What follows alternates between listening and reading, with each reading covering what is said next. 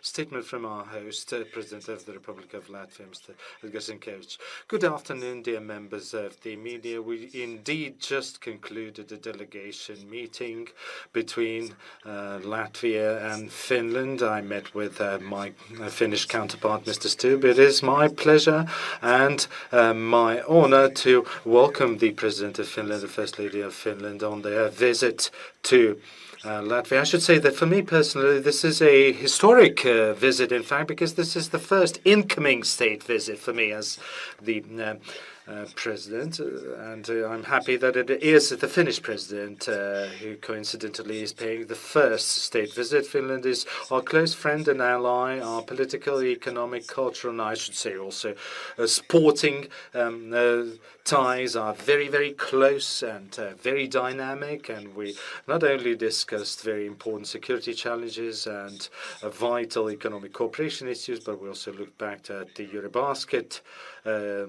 competition in Riga. We both went to the Finnish-Greek game, and I can only repeat that the whole Latvia was holding its breath for the Finnish team during the game, and we were very happy to see the fighting spirit that the Finnish squad demonstrated during the competition, during the tournament here in Riga. But undoubtedly, of course, during the meeting we discussed at great length security in the region, security of Ukraine.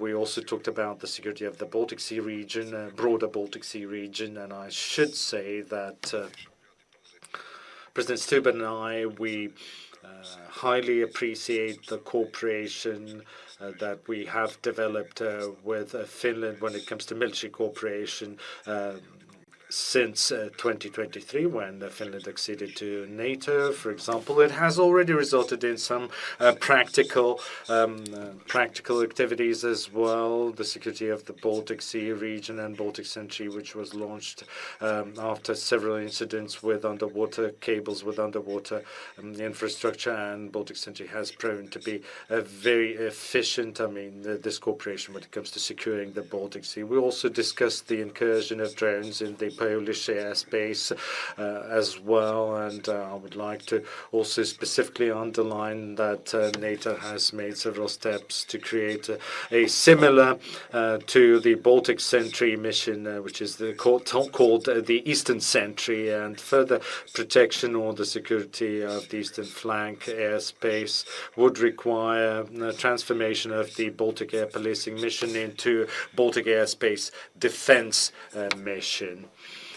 Not only policing mission. So when it comes to defense cooperation, it's not only focused or built around NATO. We also share defense industry. Patria, for example, which is located in Valmiera, is a good example of close military industrial cooperation with Finland. Tomorrow we'll visit the National Armed Force Training Camp in Liepāja to discuss bilateral and multilateral military cooperation in scope of the Liepāja training camp base. And last but not least, we discussed at great length the strengthening of the defense capabilities following the decisions taken in the summit in Hague. 5% of GDP on defense spending is a good target, but you don't really sort of use a percentage as a weapon. You need weapons, physical weapons, and this is the area in which we need to develop quite significantly. This year we'll reach 4% of GDP on defense spending. In terms of defense spending, we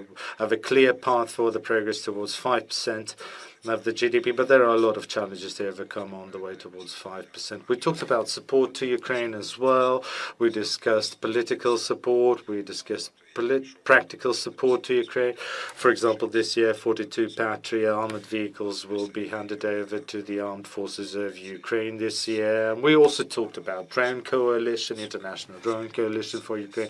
And on behalf of Latvia, I promised to join the Finnish-led civilian shelter coalition.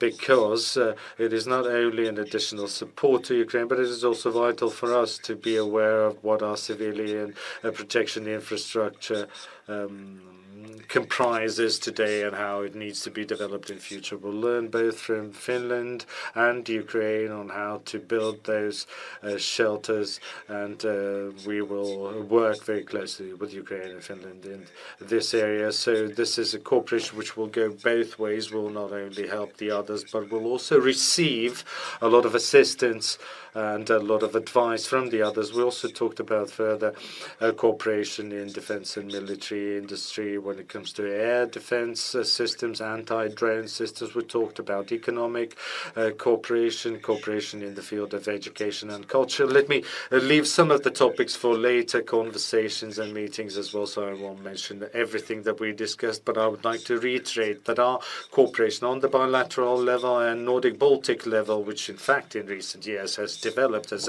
a good format, as a good framework for enhancing political security and economic cooperation, and our cooperation within the European Union and NATO is excellent when it comes to Finland. So usually state visits like these are much more focused on practical issues, on real decisions, and also the symbolic highest level commitment to the friendship and cooperation between countries on all levels in all the possible ways, and also through different ceremonies, which shows that we are close friends. So, Alex, it's over to you. In fact, I do suppose that media are expecting to hear from the Finnish president, my Finnish counterpart, although what I would like to underline, Mr. Stubb is currently very active, playing an active role internationally, supporting Ukraine, working with the American, Ukrainian, and European allies, and these are the efforts that Mr. Stubb will be fully supported by Latvia. So it's over to you. Thank you. Thank you very much, Edgars, and thank you for the hospitality that you and your team have showed us here on our first state visit to Riga.